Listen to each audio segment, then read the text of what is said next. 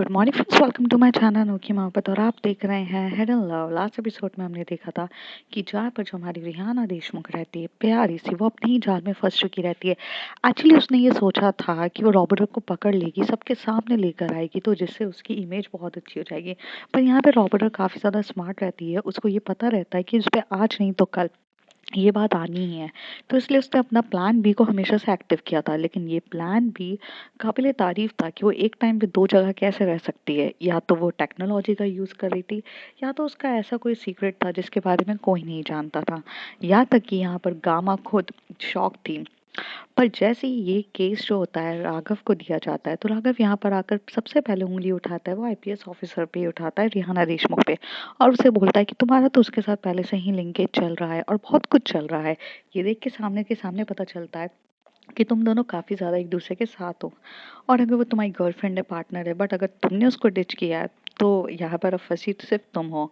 ये सुनने के बाद यहाँ पर वो काफ़ी ज़्यादा मतलब गुस्से में आ जाती है और अपने ही सर पे हाथ मारने लग जाती है। दूसरी तरफ देखने को मिलता है कि यहाँ पर जो हमारी अल्फा रहती है, मीन्स जो कनिका कपूर रहती है, कनिका कपूर द रॉबर, वो जब गामा के साथ बात करती है तो उसे अपने इमोशंस के बारे में बताती है कि उसे कितना ज़्यादा दुख होता है। और वो बीच पे बात कर रहे थे। अब उसके आगे गामा बोलती है, तुम्हें तो उसको थप्पड़ मार देना चाहिए था। मतलब तुम्हारा दिल उसने इतने बुरे तरीके से तोड़ा। मैं अगर उसकी जगह होती तो मैं इतना बहुत कुछ कर देती। तभी अल्फा यहाँ पे एक सिप ऑफ द बियर लेते हुए उसकी तरफ देख के बोलती है, उसके और मेरे बीच में यही तो फ़र्क है। वो इम्पल्सिव है और मैं प्लानिंग वाली हूँ। इम्पल्सिव नेचर वाली बंदी है वो। बिना समझे सोचे कुछ भी कर देती है। ये भी नहीं सोचती कि आगे जाके उसके कॉन्सिक्वेंसेस क्या होंगे। उसे ये लगा कि वो जाकर अपने आप को बेगुनाह साबित करेगी, मेरे बारे में बता देगी, सबको कर देगी, तो उसकी ना इमेज बहुत अच्छी हो जाएगी। पर उसे ये कुछ भी नहीं पता। वो आईपीएस ऑफिसर नाम के लिए बन चुकी है, लेकिन उसे काम अभी तक उस तरीके से करना नहीं आता है। उसे ये लगा कि वो अपनी इमेज क्लीन कर सकती है मुझे गिराकर। बट पर यार, धोखा देना it's all about the choice. ये बात यहाँ पर गामा कहती है। उसने तुम्हें धोखा दिया है, ये बात तुम्हें समझ में आ रही है? तो वो उसी तरफ देख के बोलती है, हाँ मुझे पता है उसने मुझे धोखा दिया है, लेकिन इस धोखे की चीज़ उसी को भारी पड़ गई। अक्सर मेरे डैड हमेशा से एक चीज़ कहते हैं कि जो जिसके लिए गड्ढा खोदता है वो उसी में गिर जाता है। और मेरी माँ हमेशा से मुझे एक ही बात सिखाई है कि हमेशा से सही रास्ते पे चलो, चाहे रास्ता सही का कितना भी टेढ़ा क्यों ना हो। अगर सीधी उंगली से घी ना निकले तो उंगली टेढ़ी करनी चाहिए, पर रास्ता सही होना चाहिए, मंजिल सही होनी चाहिए। अब उसे ये बात बहुत अच्छे से समझ में आ जाएगी।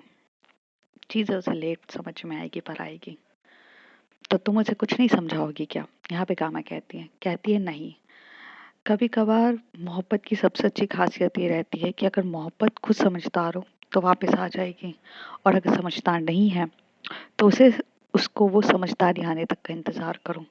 मैं अगर उसके पास जाकर उसको समझाऊंगी भी ना, गामा वो नहीं समझेगी। वो कनिका कपूर को द रॉबरर की नसों से देखती है। उस मेरे अंदर का जो दिल है वो सब वो कुछ नहीं जानती है। उसे ये भी नहीं पता कि मैं क्यों रॉबरी करती हूँ, क्या के लिए कर रही हूँ, क्या मोटिव है मेरा। She don't know anything. उसे सिर्फ ये लगता है कि एक रॉबरर हूँ। माइंडसेट इंसान का एक एक्सपीरियंस आने से चेंज होता है। अगर उसको जाकर मैं उसे समझाऊंगी भी ये सही और गलत के बीच का फैसला, वो नहीं समझेगी।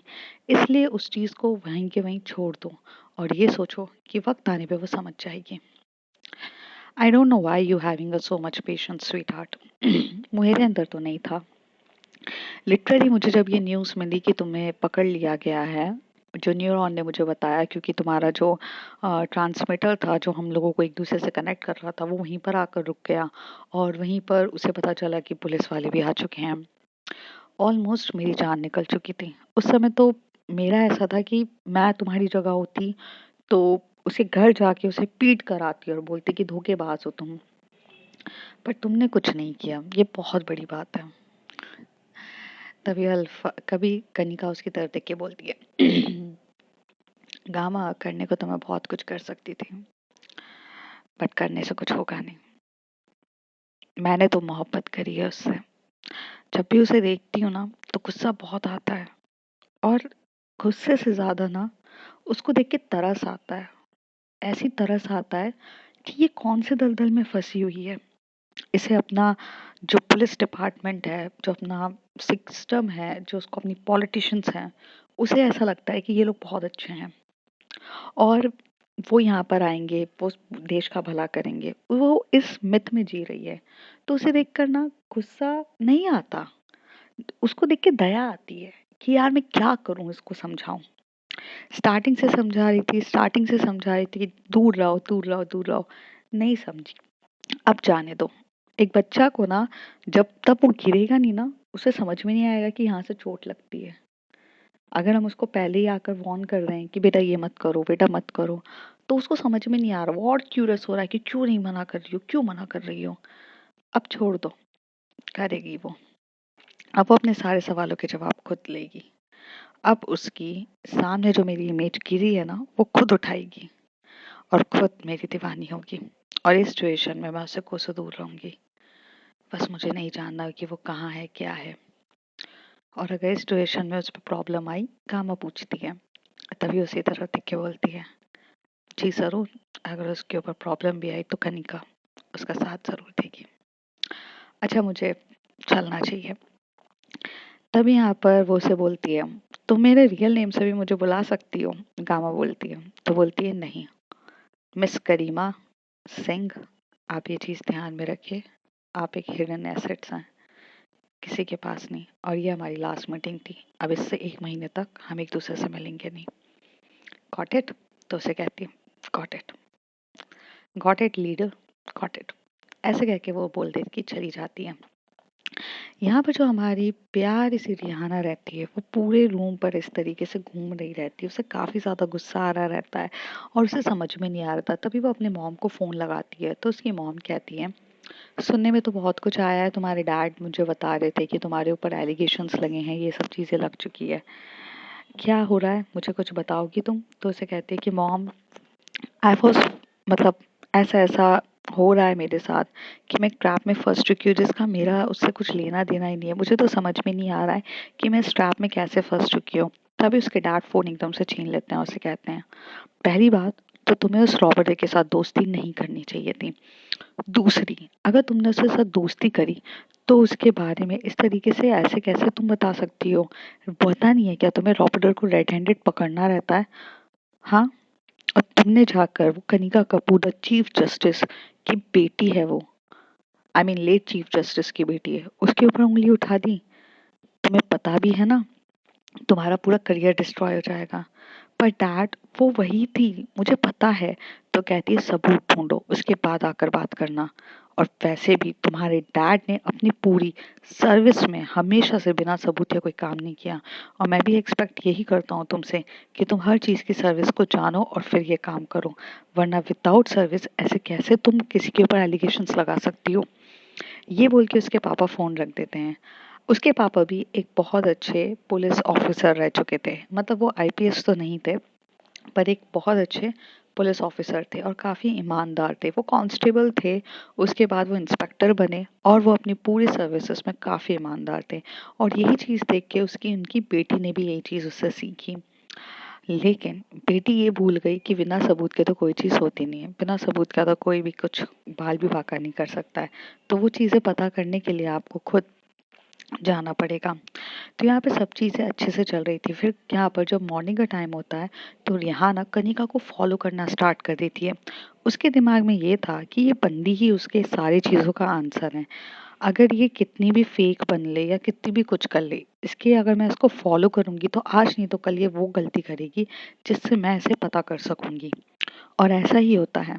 कनिका यहाँ पर अपने काम पे लगी रहती है। वो अपने मॉर्निंग पे जाती है, अपने कॉलेज जाती है। वहाँ पर वो अपने बॉयफ्रेंड से मिलती है, जो उसका बहुत हैंडसम सा बॉयफ्रेंड रहता है। तो वो अपने बॉयफ्रेंड से बात करती है, उसके साथ काफ़ी क्वालिटी टाइम स्पेंड करती है। और जब उसका बॉयफ्रेंड यहाँ से उसे एक बाइक पे बिठाते हुए लेकर जा रहा रहता है, तो यहाँ पर कनिका को फॉलो करने लग जाते हैं यहाँ पे हमारी रिहाना, वो उसको देख रही रहती है कि कहाँ लेकर जा रहा है, क्या कर रहा है, इन दोनों के बीच में कैसे कम्युनिकेशंस है, कैसे कॉन्टैक्ट है, वो सारी चीज़ें उससे बात कर रहा रहता है। पर यहाँ पर वो देखती है कि वो यहाँ से उसको लेकर जाता है एक बहुत अच्छे से रेस्टोरेंट में। वहाँ पर ये दोनों पहले कैफेटेरिया में कुछ खाना खाते हैं और खाना खाने के बाद वो यहाँ से उसे लेके चला जाता है उसके पार्ट टाइम जॉब के लिए। जब पार्ट टाइम का जॉब पूरी ख़त्म होती है तो रात का जब टाइम रहता है तो यहाँ पर वो यहाँ से उसको कोचिंग क्लासेस रहती है जो करीब 10 से 11 रहती है। वो 10 से 11 कोचिंग क्लासेस रहते हैं, उसमें स्टडीज़ करने के लिए जाते हैं, जिसे नाइट लाइफ कहा जाता है। देखो, बहुत सारे लोग ऐसे होते हैं जो लोगों को नाइट कॉलेजेस, नाइट लाइफ में नाइट टाइम पे ही टाइम मिलता है पढ़ने के लिए, इसलिए उनको ना नाइट कॉलेजेस बोला जाता है। तो वहाँ पे जाके नाइट टाइम पे जाकर दोनों वहाँ पे पढ़ते थे। वो भी उसका जो बॉयफ्रेंड था वो भी उसके साथ वहाँ पे पढ़ता था। अब ऐसे ही 2-3 दिन तक रूटीन यही चलता रहा और उसने उसको बहुत ज़्यादा फॉलो करना स्टार्ट किया। पर 3 दिन तक भी उसे कोई आंसर नहीं मिल पाए। ऊपर से इसके ऊपर इंक्वायरी पे इंक्वायरी बैठ रही थी। रिहाना को बहुत बार पुलिस स्टेशन बुलाने के लिए बोला जा रहा था, पर हर बार वो ये कह रही थी कि उसकी तबीयत ठीक नहीं है, शी इज़ नॉट वेल, वो नहीं आती है। पर इस बार राघव उसे घर से उठा के ले जाने के लिए आ जाता है। राघव जैसे ही आता है उसे बोलता है कि आपको चलना पड़ेगा, अब आपके ऊपर इंक्वायरी बैठ चुकी है। तो कहती है मैंने तुम्हें सब कुछ सच सच तो बता दिया है। तो उसे कहती है कि क्या सच सच बताया है? हम्म, कौन थी वो लड़की, वो तो आप बता ही नहीं रही हो और आप बोल रही हो कि सब सच है। तो कहती है पर मैं क्या करूं, मैं तुम्हें सच ही बता रही हूँ, मुझे नहीं पता पापा कि वो कौन थी, क्या थी, मैंने सिर्फ कनिका को ही वहां पर देखा था। तभी वो हंसते हुए बोलते कनिका हो कैसे सकती है, कनिका के ऊपर तो नजर हम भी रख रहे हैं। करीब 3 डेज से मैंने उसकी पूरी एक्टिविटीज पे नजर रखी है, उसने जो कुछ भी बोला गया था वो बिल्कुल सही है। तो कहती है कि अगर वो नहीं है तो और कौन है, आप ही मुझे बता दीजिए। तो कहते हैं कि ये चीज आपको बतानी है, इंक्वायरी आपके ऊपर बैठी हुई है, आपको चलना पड़ेगा। यहाँ से जबरदस्ती यहाँ पर जो कनिका को लेकर यहाँ पे जबरदस्ती रिहाना को लेके चले जाते हैं। रिहाना के वहाँ पर पूरी इंक्वायरी बैठती है और वो अपना यही चीज़ बता रही रहती है कि मैंने ये किया है, मैंने वो किया है। सेम चीज़ उसने जो राघव को बताई रहती है वही बता रही थी, लेकिन उसकी बात को कोई नहीं करने वाला। उसका सस्पेंशन लेटर ऑलरेडी आ चुका रहता है, उसके ऊपर इंक्वायरी बहुत देर तक बैठ जाती है। जहाँ पे उसका सस्पेंशन 1 मंथ का था वहाँ 2 मंथ्स तक के लिए एक्सटेंडेड हो जाता है और यहाँ तक कि बोल दिया जाता है कि आपका ट्रांसफ़र कर दिया जाएगा अगर आप मुझे यहाँ पर नहीं बता सकती हैं अब तो। तो वो कहती है कि आप मेरा ट्रांसफ़र मत करिए, आप मुझे थोड़ा-सा टाइम दीजिए। तभी यहाँ पे जो कमिश्नर रहता है वो उसके पास आकर बोलता है, तुमने अभी तक पता नहीं कर पाई हो, तुम तो बोल रही थी कि तुम उसके बहुत ज़्यादा क्लोज़ हो, तुम उससे पता कर लोगी। तो कहती है सर मैंने सारी चीज़ें ऐसी कोशिश करी है पता करने की, मुझे नहीं समझ में आ रहा कि क्या हो रहा है। मैं पूरे ट्राई कर रही हूँ बट मुझे कुछ आंसर नहीं मिल रहा है। तो उसे कहते हैं वैसे मैंने सुना था कि वो जब भी तुम्हें कुछ चोट लगती है वो तुम्हें प्रोटेक्ट करने के लिए आ जाती है, तो तुम ये फॉर्मूला क्यों नहीं अपनाती हो? तो उसे कहती है मतलब? तो कहते हैं कि इस बार भी कुछ ऐसी करते हैं और तुम अपने आप को हार्म करो, शायद वो आ जाए। तो कहती है नहीं सर, इस बार वो नहीं आएगी क्योंकि उसको मैंने धोखा दे दिया है। तो कहती है वाह, क्या कहानी चल रही है तुम लोगों की, तुम लोग कितना झूठ बोलते हो, क्या करते हो कोई नहीं जानता। वेल मुझे नहीं पता, मेरी पूरी जो रेपुटेशंस है, मेरा डिपार्टमेंट पूरे तरीके से प्रॉब्लम में है। और रिहाना, इस बार मेरे ऊपर ना मिनिस्टर प्रेशर भी है, तो रॉबरी इस बार विजय थापा के हुई है ना, उसके बाद ना मिस्टर थापा के यहाँ जो चोरी हुई है ना, उसने सबको हिला के रख दिया है। और मिस्टर थापा के कितने पॉलिटिकल कॉन्टैक्ट्स हैं तुम्हें नहीं पता। तुम्हारा ट्रांसफर तो होना ही है, पर ये सोच लेना कि ट्रांसफर तो ठीक है, पता चला वर्दी ना उतर जाए, तो तुम अपने आप को बेगुनाह साबित कर सकती हो तो करो। और मैं तुम्हें ये बोल रहा हूँ जो कर सकती हो करो, अब तुम्हारे पास ऑप्शन नहीं है। ये बोलकर यहाँ से उठ के वो चला जाता है। अब यहाँ पर जो हमारी रिहाना रहती है वो सोच रही रहती है क्या करूँ। तो रिहाना के दिमाग में एक चीज़ आती है कि लास्ट टाइम उसका बॉयफ्रेंड भी उसे मिला था, मतलब जहाँ पर उसका बर्थडे सेलिब्रेशन के टाइम पर वो एक बंदा आया था उससे मिलने के लिए जो उसके फोरहेड पे किस कर रहा था। अगर ये वही बंदा है तो इसे पकड़ के वो इंक्वायरी कर सकती है। तो यहाँ से जाती है और इसके बॉयफ्रेंड के पास जाती है। उसका बॉयफ्रेंड को यहाँ से एकदम से हाथ पकड़ती है और खींच के एकदम कोने पे लेकर आती है। वो एकदम से कहता है who the hell are you, और ये कैसे ये आप मुझे कैसे पकड़ रही हैं, आप हो कौन? तो उसे कहती है मैं आईपीएस ऑफिसर हूँ। तो कहती है कि हाँ बट ये इस तरीके से पकड़ना किसी को भी ये तो गलत बात है। तो उसको बोलती है सुनो, मेरा कोई शौक भी नहीं है तुम्हें पकड़ने का, मैं सिर्फ तुमसे कुछ इंक्वायरी करना चाहती हूँ, उसका जवाब तुम दो। तो वो कहता है कि क्या? तो कहता है कि तुम बॉयफ्रेंड हो यहाँ पे रिहाना के? कनिका के तुम बॉयफ्रेंड हो? तो उसे कहता है कि हाँ मैं उसका बॉयफ्रेंड हूँ। कितने साल हो गए? तो वो उसे बोलते हैं कि 3 साल हो चुके हैं। तुम 3 साल से उसके बॉयफ्रेंड हो। उसने कभी तुमसे कुछ इस बारे में बात करी, लाइक रॉबरी टाइप कोई चीज़ उसका? तो कहता है सॉरी मैम, आपका दिमाग तो ठीक है, वो इस तरीके की बिल्कुल नहीं है। वो यहाँ से मेरे से जब भी बात करती है तो यूएसए जाने की बात करती है। वो अपने अपने करियर को लेके काफ़ी ज़्यादा सीरियस है। वो यहाँ पे यूएसए जाना चाहती है। रॉबरी वगैरह ये सब उसकी कप ऑफ टी है ही नहीं, और ना वो इतनी स्मार्ट है कि वो ये सब चीज़ें कर सके। वो सिर्फ और सिर्फ एक अपने करियर को लेके काफ़ी ज़्यादा है। और आप हाँ पहले भी उसके ऊपर एलिगेशंस लगा चुकी हैं। आपको पता नहीं उसके साथ क्या पर्सनली दुश्मनी है। वो बंदी किसी के भी लेने देने में नहीं रहती है, अपने काम से काम रखती है। तब भी आप लोगों को उससे क्या इशू है? हाँ, तो कहती कि कोई इशू नहीं है, बट हम मैं ये जानती हूँ कि वो एक रॉबरर है। तो कहते देन प्रूफ इट ना मैम, आप मेरे पास आकर ये सारी बातें क्यों कर रही हैं? आप प्रूफ कर दीजिए। जब वो वहाँ पर आपको ऑलरेडी प्रूफ कर चुकी है कि वो रॉबरर नहीं है, तब आप क्या करना चाहते हैं? कैसे करना चाहते हैं? क्या प्रूफ करना चाहते हैं आप? उसके पूरे कैरेक्टर्स पे उंगली उठा रहे हैं आप, आपको पता भी है। हाँ, उसकी उसकी हर चीज़ की मेंटल स्थिति आपको उसमें प्रॉब्लम्स में आ रही है। आपको समझना चाहिए वो बंदी रियली में काफ़ी ज़्यादा अच्छी है, पर आपको नहीं आता समझ में। वेल, रहने दीजिए। और हाँ, आपको आप अगर आप रॉबरर से मिली हुई हैं, जैसे कि पूरी न्यूज़ में ये बात चल रही है, तो आप अपने आप को बेगुनाह साबित करने के लिए किसी और को उस चीज़ पे प्रॉब्लम पे ना डालिए। और ये बोलकर ना वो यहाँ से हाथ छुड़ा के चला जाता है। अब यहाँ पर रिहाना को कुछ समझ में नहीं आता है। रिहाना का दिमाग खराब हो चुका रहता है कि वो एक ऐसे ट्रैप में फंस चुकी है जिससे निकलना उसके लिए बिल्कुल भी नहीं है। वो घर पे जाती है, काफ़ी ज़्यादा रो रही रहती है। उसका रोने जैसा मुंह होता है, बट वो रोती नहीं है बिकॉज वो स्ट्रांग रहती है, तो रोती नहीं है।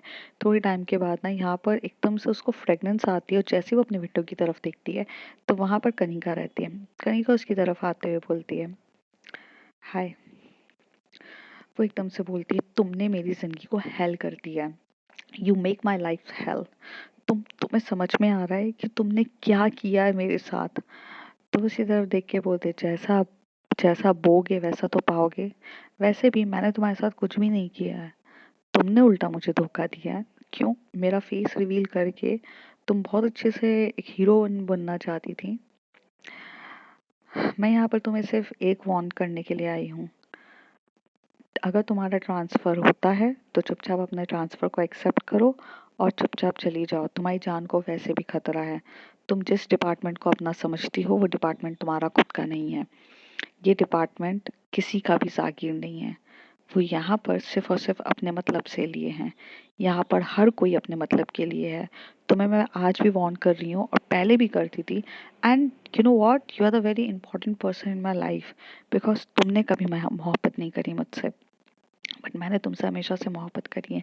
तो कहती अच्छा, मोहब्बत जो इंसान करता है वो किसी को इस तरीके से मरने की हालत में नहीं छोड़ देता है। तो वो हंसते हुए बोलती oh really, that's a great thing, that's a बढ़िया। मतलब मतलब तुम ये क्या चाहती हो कि तुम जो भी करो उसके लिए जस्टिफाई करती रहो, और मैं जो भी करूँ उसके लिए मैं गलत हूँ। मतलब तुम्हारा ये मतलब है कि मैंने अगर रॉबरी करी है तो मैं जेल में चली जाऊं, सिलेंडर हो जाऊं तुम्हारी खुशी के लिए। और तुमने जो मुझे धोखा दिया, आज मैं तुमसे एक सवाल पूछने आई थी। Well, I touch you, I kiss you, we having a moment, वो सब फेक था? वो सब क्या तुम्हारे मन में सिर्फ और सिर्फ मुझसे बदला लेने के लिए या मुझे जेल तक पहुंचाने के लिए था? क्या तुमने कभी वो फील नहीं किया? कभी तुम्हें ऐसा नहीं लगा कि ये जो मोमेंट है वो एक्चुअली में जेन्युइन मोमेंट्स है, हम दोनों एक दूसरे के लिए फील करते हैं? कभी नहीं लगा तुम्हें?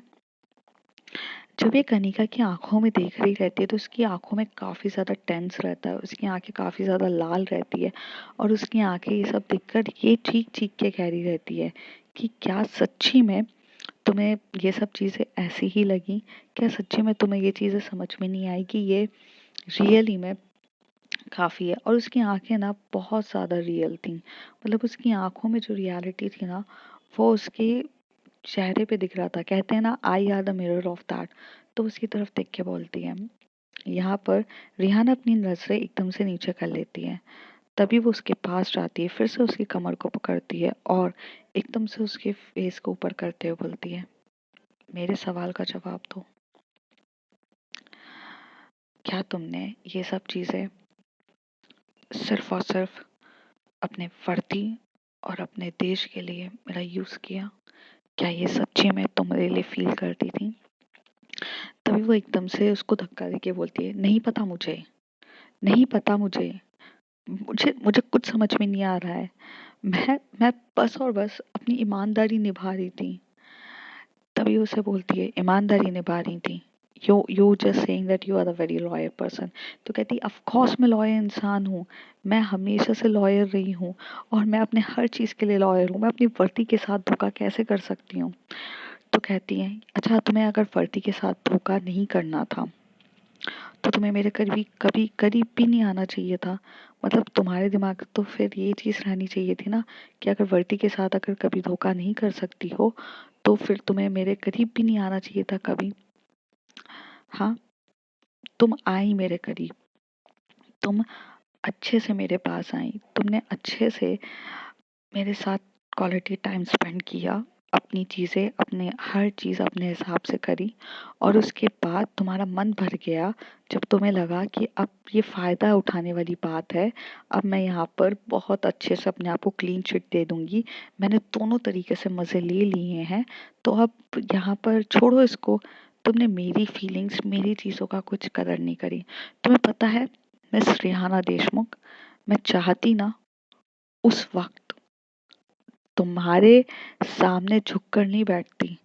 तुम्हें क्या लगा तुमने अपनी मर्जी से मुझे एकदम किया? तुम्हें क्या लगा तुमने अपनी मर्जी से मुझे यहाँ पर लेकर आई, तुमने मुझे ट्रैप किया और तुम्हारी मर्जी के होने के बाद मैं एकदम से झुक गई और तुम्हारे सामने सिलेंडर होकर बस खड़ी रही? तुम्हें पता है उस समय मुझे ना सिर्फ और सिर्फ वो चीज़ दिख रही थी कि जिस लड़की से मैंने प्यार किया, जिसे मैं उन गुंडों से बचा रही हूँ, मैं उनको प्रोटेक्ट कर रही हूँ हर एक चीज़ से, वो बंदी यहाँ पर मुझे एक्चुअली में पकड़ने के लिए बैठी हुई है, वो ये देख रही है। मैं उस चीज़ से काफ़ी ज़्यादा शॉक थी।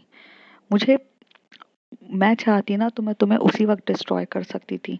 मैं उसी वक्त तुम्हें तुम्हें पूरे तरीके से डिस्ट्रॉय कर देती, बट फिर भी मैंने कुछ नहीं किया, मैं चुपचाप वहां से चली गई। और जो जो तुम कभी नहीं समझोगी। और आज भी मुझे तुमसे कोई गिले शिकवे नहीं है, क्योंकि शायद तुम इतनी ज़्यादा इमेच्योर हो कि मैं तुम्हें समझाने अगर चाहूंगी भी ना तो तुम समझोगी नहीं। तो मैं तुम्हें अभी समझा तो नहीं सकती, लेकिन हाँ, मैं तुम्हें एक चीज़ बहुत अच्छे से कह सकती हूँ, आज भी तुम्हें काफ़ी अच्छे से समझा रही हूँ। इन सब चीज़ों में मत पड़ो, अगर अपना ट्रांसफ़र आता है लो, यहाँ से निकलो। और मैं तुम्हें आज भी कहूँगी तुम्हारी जान को खतरा है, क्योंकि ये चीज़ तो कहती है कैसे जाली जाऊं, अपने ऊपर कलंक लगते हुए जाने दूं? तो कहती है वक्त का इंतजार करो तुम। तुम्हें ये चीज़ समझ में नहीं आ रही है कि वक्त का इंतजार करोगी ना कुछ नहीं होगा, थोड़ा समय चुपचाप बैठी रहो। मैं तुम्हें गारंटी दे रही हूँ, मैं तुम्हें गारंटी दे रही हूँ कि तुम्हारे ऊपर सारे कलंक, जो जो सारे एलिगेशंस तुम्हारे ऊपर लगे हुए हैं ना, वो सब मिटल जाएंगे। एक वक्त भी नहीं आएगा ऐसा कि जहाँ पर तुम्हारे ऊपर कोई एलिगेशंस लगेंगे। मेरा मिशन कंप्लीट होने दो, तुम्हें एकदम क्लीन चिट मिलेगी। वाह, फिर से तुम अपने मतलब के लिए देख रही हो? तो कहती है यहाँ पे सब अपने मतलब के लिए ही हैं, कोई यहाँ पर बिना मतलब का है भी नहीं। वेल, तुम्हें ये बात कभी समझ में नहीं आएगी, तुम्हें कितने भी अच्छे से मैं समझा लूँ। तुम्हारी जान को खतरा है और मैं तुम्हारी जान को प्रोटेक्ट करने नहीं आऊंगी अब, याद रख लेना। ये बोलकर यहाँ पर कनिका जा रही रहती है, तभी उसे बोलती है, तभी रिहाना उसकी तरफ देख के बोलती है, क्या तुम मुझसे इतनी नफरत करने लग गई हो? तो उसके बाद मुड़ के वो देखती है, नहीं मैं तुमसे नफरत नहीं करती हूँ, बस मुझे अब तुम पे दया आती है। ऐसी दया कि जो किसी की भी नहीं हो पाई, ना मेरी और ना पुलिस वालों की। इस बात पे सिर्फ दया आती है। मुझे जाना चाहिए, ये बोलकर वो वहां से निकल जाती है।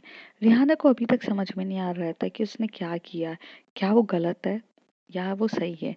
अगर एक पुलिस वाली की तरफ से देखा जाए तो वो बिल्कुल ईमानदार है अपनी पुलिस के लिए, और एक तरफ से देखा जाए दिल की बात पे तो उसने कनिका के साथ बहुत ज़्यादा गलत किया था।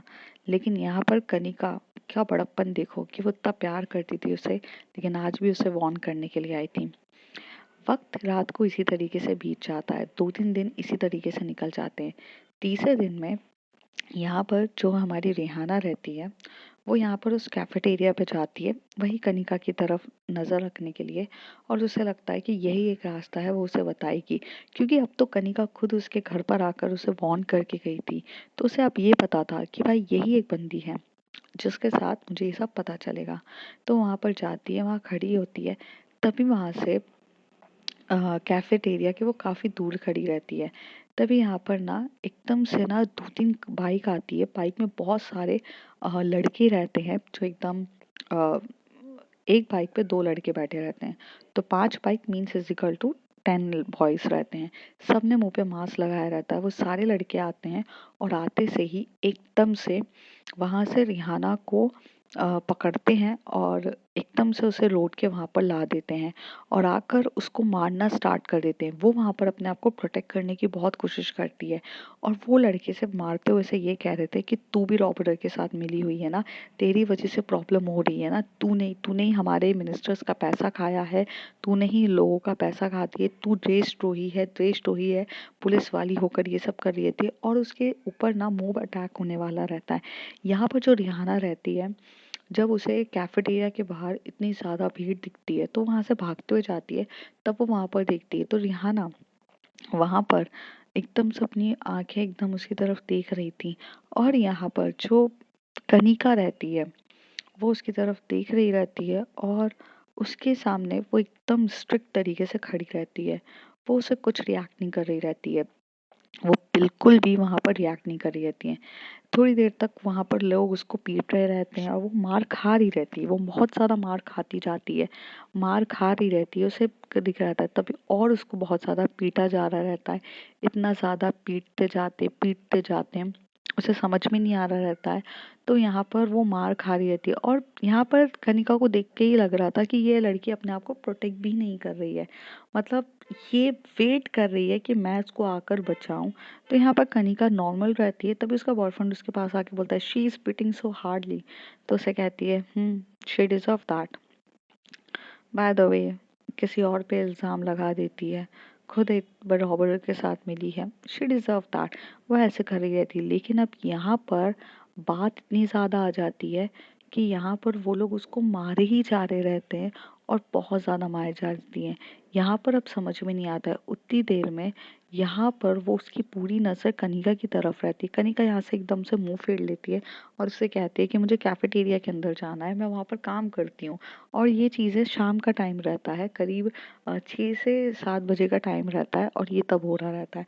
तो अपने कैफेटेरिया में चली जाती है, वहाँ पर काम करने के लिए चली जाती है। जैसे ही वहाँ पर जाती है, थोड़ी देर के बाद वो वहां से वापस आती है और देख रही रहती है। तभी यहाँ पर एक बंदा एकदम से आकर चाकू निकाल देता है उनमें से 10 लोगों में से, और वो चाकू उसके पेट पे मारने ही वाला रहता है। तभी पीछे से एक बाइक की हॉर्न जम की आवाज आती है, जू जू जू, एकदम से बाइक की आवाज आती है, और वो एकदम से आके उस बंदे के ऊपर अपना टायर चला देती है, मतलब एकदम टायर चल जाता है, और वो उधर पे आती है और यहाँ पे फाइट कर रही थी। रिहाना की नज़र सिर्फ कनिका के ऊपर रहती है, और कनिका वहाँ पर सिर्फ एकदम नॉर्मल बिहेव कर रही रहती है, जैसे कि वो उसे कोई फर्क ही नहीं पड़ रहा रहता है, और वहाँ पर कोई और आकर वो फाइट कर रहा रहता है।